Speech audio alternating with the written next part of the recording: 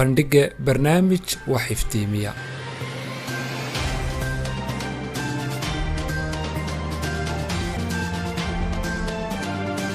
sanadkii 1978 ayaa la dhisay Stadium Muqdisho. waxaa kulankii ugu horeeyay guul ku gaadha kooxda Cawa iyo Maalin ee Horseed. wuxuu martigeliyay koobkii bariga iyo bartamaha Afrika.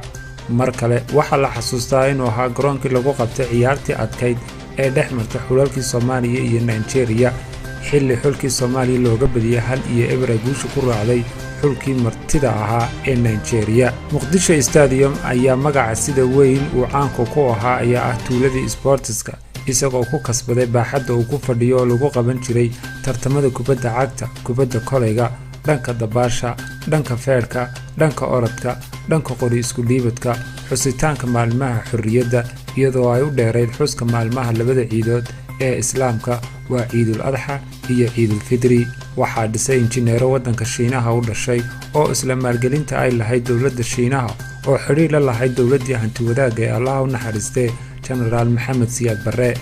sanadkii 1980 waxa uu ahaa garoonkii ugu weynaa qaaradda Afrika. wuxuu martigeliyay ciyaarihii Jaamacadda Carabta.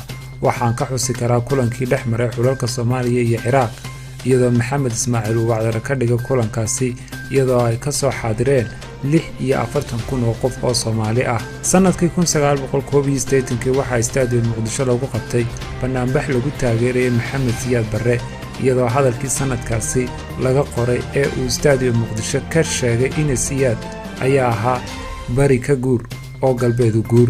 waana maalintii xukuumaddiisu la saaxiibtay Maraykanka oo saldhig military uu ka siiyey magaalada Berbera ee gobolka Saaxil. laga soo bilaabo 1980 ilaa 1990 Stadium Muqdisho kooxihii heerka koowaad ee ku ciyaari jiray waxa ay kala ahaayeen kooxaha Horseed, Jeenyo, Batroolka, Wagad, Badda, Gaadiidka, Madbacadda, Sancada, Waxool iyo kooxdii Munishibiyo ama Muqdisho. allaha u raxmaday fanaanadii Xaliimo Khaliif Magool ayaa bandhig faneed ay ku qabatay Muqdisho Stadium sanadkii 1987, iyadoo bandhigaasina ay uga soo qayb galeen 45,000 oo qof, isla markaana ay wadaniyadu ku weyneed uu ahaa bandhigan ay heestan ka qaaday.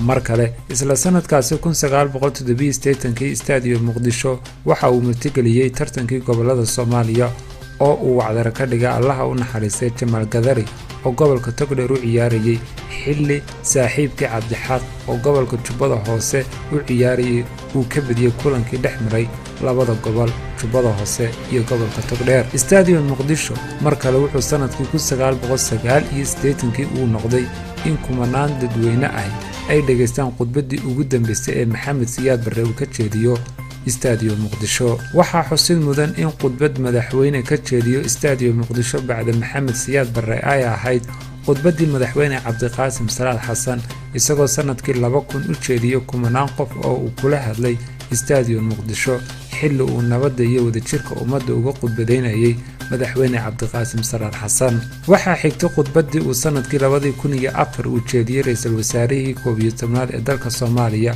Cali Maxamed Geedi, balse waqtigaasi duqeymo lala eegtay ayaa dadna ay ku dhinteen, qaarna ay ku dhaawacmeen.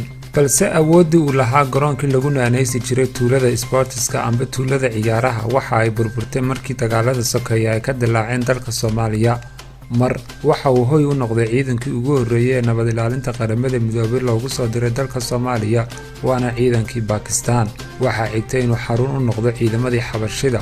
mar wuxuu hoy u noqday ururkii Al-Shabaab oo tababaro aan muuqan ka qaban jiray Stadium Muqdisho. mar kale wuxuu xarun u noqday ciidankii Amisom, gaar ahaan ciidamadii ka socday waddanka Uganda iyo sidoo kale waddanka Burundi.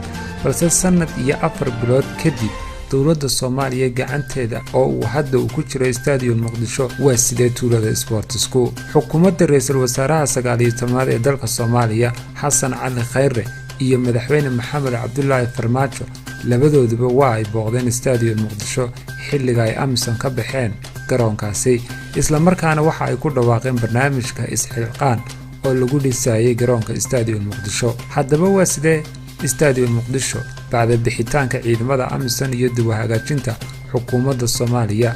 Khadiija Maxamed Diiriye, wasiirada waqtigan ee wasaaradda dhalinyarada iyo ciyaaraha Soomaaliya, oo ka hadlaysay soo dhaweynta qurbo-joogta Soomaaliya ee booqatay Stadium Muqdisho, waxa ay tiri: waxaan joognaa qaybtii VIP-da second floor oo dabaqa labaad ku tiilay sida ka wada dharagsantiin ama ishiinu qabanayso.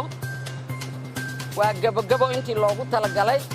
waxa noo haray waa saacadii digitalka ahayd qaybtaas iyo kuraastii VIP-da la dhigi lahaa iyo roogii oo ah standard caalami ah oo ay FIFA approve garaysay oo la keenay xiriirka kubadda cagta iyo xiriirka ciyaaraha fududna lagu asteeyay.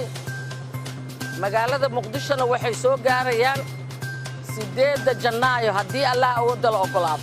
mar haddii Stadium Muqdisho uu koobsaday in lagu qabto tartamada kubadda cagta, kubadda kolayga, dhanka dabaasha, dhanka feerka, dhanka orodka, dhanka qori isku dhiibadka, sanadka 2020 oo dib loo furi doono ma soo ceshan doonaa sumcaddii, karaamadii, wadaniyadii, xiisihii ciyaaraha nooc kasta oo ay tahay oo uu lahaa Stadium Muqdisho.